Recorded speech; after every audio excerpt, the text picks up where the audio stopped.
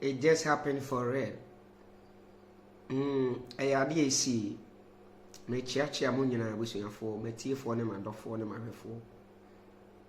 Abusuafo me di kai akao se me ni social media for fame. And I mean social media for money. Name only the truth. And I make sure that coin. Na me hunu a matele. Ene de me hunu. And I me no be di hu komo. Rapture esi me hunu eye rare esi masondaye ehunu se rapture esi na rapture no hu komo na me ne wo bedi no se de yekoba ye ni na se ye ni pekuo bebre eni ehia baabi na enhyiamu die ni mu no na bibi na na esi ena na ama ni pekuo no yakọ grupu saabe ya ho ntinhyiamu die ni mu no ya ntetotrobentu bia ho se de books no Bible ne kanu na mom yehunu ye ni se nipa bi ahyase efifiri mu na kwa omukọ no omutu ti said ye Bible ne eho movies no ekre no omutu no omukọ ayede ni hunu na first group edi ka 2 ye no na omukọ a omuko straight ekoba se emi hunu se eye Kristofo nko a na kwa omukọ no omuko straight omutu no omonam wiem omuko straight no omayira enti ase saade ne hye ase se happen no ma yemu bebrebe no anu ase saade no esi na ye ne ehunu no ayanko bi no ma ase yaba mu bui na Kristofo ne kono anase ye no ma ne ye hia no na enkremofuo nso ewo mu bi enti me hunu kremoni pe ma bi ne yere de ma me hunu se obo ye nkremofo na oba na gujara bia ena na be ma no nso hyefugu hyeche ena oba no eka kire di kunu se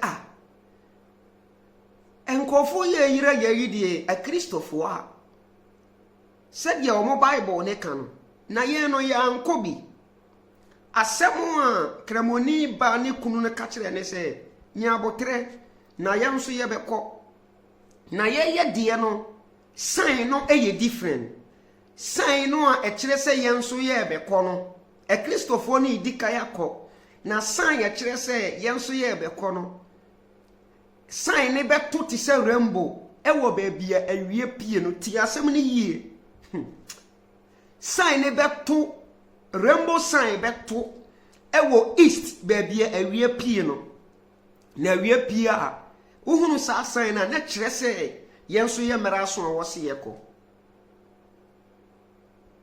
na kure Kristofo ni gusu kono atu twaye no ye gina ho na ehunu se rainbow na to ewo east ba bia awie pie no a afi na ma menene ni kunu no enso atu se de na wo kan na de mi hunu yen se Kristofo no wo mo straight wo mo ten wo wiem na nkremofo ne de wo mo kono etu se ya na a divert wo mo do wo makowura rainbow nimba bia awia ni pie fa no ti asem no wo me kan yie enye asem a mi bo mi trimu na aka na mom daya me so ye de mi hunu ye na me ka kire wo minim se wo di daya di o ti daya ase after no me kire wo daya na se na won susu no won ti daya ase ya wo bisa daya sofuo bi ase anase obi o ti daya bi ase na wa kire wo daya no ase enkremofo no nso de ye no eba ye no omu tua na womo ase woma daveti omu nko street but womo ne daveti na de womo ko wura Rainbow nim at the east baby awia pie free ba no a sign to ye na de womo wurem enti enkremofo ne nso ko na Kristofo ne nso ko ye ena ye no mo aka no ye gina ho ne ye di hu abobo ehọ na me bo pitiri na me sorry ti me sorry ye ni ti wodi na say really enti rapture ya ye kan ho asem eye ne kore. This is the answer me nya ye. Number 1, enkremofo enye rapture eni. Number 1. Number 2, a Christopher si nyame ye baako. Enkremofo si nyame ye baako. Na daye ni mono de yakoba ye nie. Abra a Christopher ne koye na etuo chai de akire enkremofo no nso koye no. One lady bi na wogina machi asem o kan se se enyame ne yem yenu. He se a Christopher nyame na befo wo mokọ na enkremofo nyame ne nso ebefa wo makọ. Na chese enyame ne eyem yenu. Enti satam ne mu na me bo piti na me sorry ye. Enti ansa me nya ye nie. Enkremofo enye rapture ni. Enkremofo gidi se nyame ye baako. A Christopher je rapture di. A Christopher gidi se nyame ye baako. Now. Enkremofo nyame abefa enkremofo ko. A Christopher nyame abefa a Christopher ko. Aka ye no mo no a ye nyi se nyame ne me no ni no. Enti a Christopher no nyame no ne bonsam ne hwan. Ena a Christopher enkremofo nyame ne nso bonsam ne hwan. Enti ye no a yaka no ye mu hwan na ekọ enkremofo nyame ne ho amana kobu yaten. Na ye mu hwan na ekọ a Christopher no nyame ne ho amana kobu yaten. Na ye mu hwan na ye ekọ sa a Christopher no nyame bonsam gem. Na ye mu hwan na ekọ enkremofo no nyame bonsam gem. What you say? Se uye obi a oti daya ase a asem no menkyira wo daya na menkyira wo daya yase mpo no e wo se wuhunu se dia asem no ne poma sibresite me se abra rapture ni siye no e Christopher ne di kai tutu yi na omo no omo ko straight to the realm ena enkremofo no nso de no Rainbow sign toy ewo at the east baby awie pie free no sign it to ye no immediately na enkremofo no nso hyase tutu e na omo nso so na iko no omo anko straight na emom omo divert to the direction of the rainbow and omo nso ko wurowurem asemu a lady bia no wogina mani ka echi no kan ye ne se ese nyame no wo yem yenu e ho na me bo pitiri sorry ye na answer menya ye ne say enkremofo nye rapture ni enso rapture sia ma won a Christopher gidi sia ma won enkremofo nye nyame a woyem yenu ni enyame ye baako se nyame baako na omunim no abefo omukọ a Christopher nso nye nyame mienu ni nyame a omun nso nim no abefo omukọ genom no a yanko bie ne sese ya behunu se enyame ne ye mienu enti sese ye mu hwan yenum no yanko bie no emu nyame de hene na ebefa yakohye ne nyame de hene na ebef nyame minka ni sei yemu yanom na yanko bie no yemu no nyame ne mu de hene bonsam ne daada ye ne nyame ne mu de hene bonsam jam na ye kro the answer and say religion, either you like it or not, religion will come to an end. Yana mishe yen yana ma bibifo ni bia omo kasa omo se han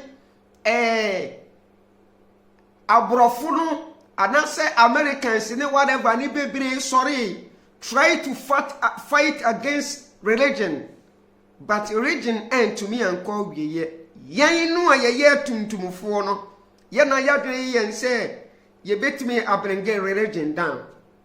Let me tell you, religion ni gina ejina ho no is because of Africans. Say Africans and nipa won so na sorry say kim. Both Islamic religion and Christianity religion will come to an end. But the fact is, Christianity will first come to an end before Islam.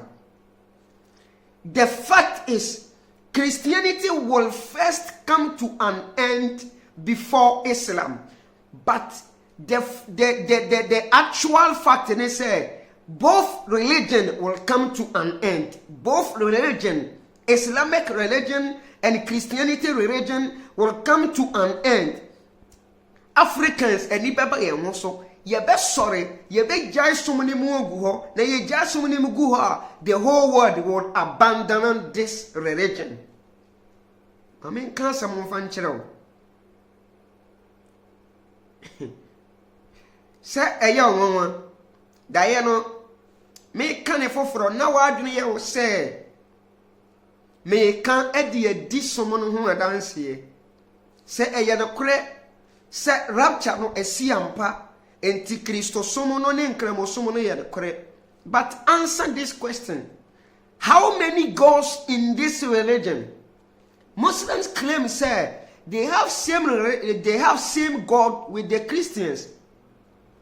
But Christians, you know, majority of them don't believe say obone nkremofo wo nyame baako. But rapture ni si ye no yen no mo no a yen so yenim say enyame ne dɔɔso no ehunu yiye say enyame no eye enyame a wo mo ye mienu ampa na wo bia befa ne de ekoe.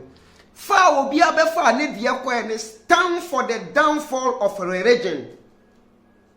Islamic will come to an end. Christianity will come to an end when Africans begins to wake up. When Africans begins to think outside the box. When Africans come together to embrace their own traditional culture, religion will come to an end. And yet Africa be coming to an end. Africans are the source. Africans are the pillar of this both religion. Mama can say say Africans jai so many moto a so many mienu nyina begu. But me sisubiem, Christianity will first come to an end before Islamic religion. But both of them will come to an end, either you like it or not. Me share yanomonu a ye wo Facebook wa ye di djuma no. Ye bie ye nuanomani no nkuna say, let's keep on doing this amazing and wonderful and a good job for our nation Ghana. And nyame no enia so yadwuma no ho na they will help us. Omo betan ye chi ama ye nani so ade ho no ye nada ye so no abem. Rapture esi ampa mede mani hu na enyame ne beye mienu a obi abefa ne de ekoye. Yen no a yen yesa asomuni ni be gina kontankora. Enti between these two gods, who is going to judge us? Between these two gods, who is going to put us in his hell? Between these gods, eyo mumu hwan ena esiesie jale de amaye. Ma wani mra ho so as an African. We believe in gods, not God. Because God is not true.